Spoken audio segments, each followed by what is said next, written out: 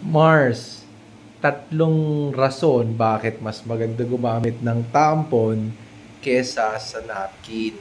Number one, compact, madali dalhin kahit saan. Di ba? Ang liit lang niya. Halos, kasing liit lang siya ng hiniliit. Ganun. Ayan. So, ang dali niya dalhin, no? Number two is,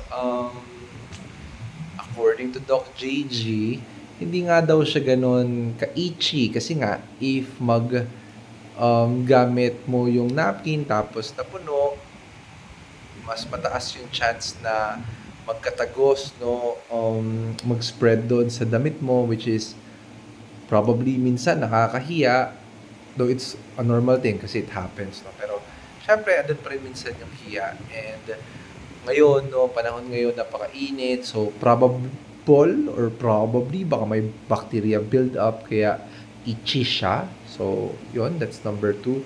And number three, kagandahan dito is when you're going out or probably sa events, no, hindi siya ganun kapansinin. Kasi nga, this one is a tampon. So, hindi siya bumabakat gaya ng napkin. So, yun lang naman. So, those are the three rason, no, bakit mas okay gumamit ng tampon versus a napkin.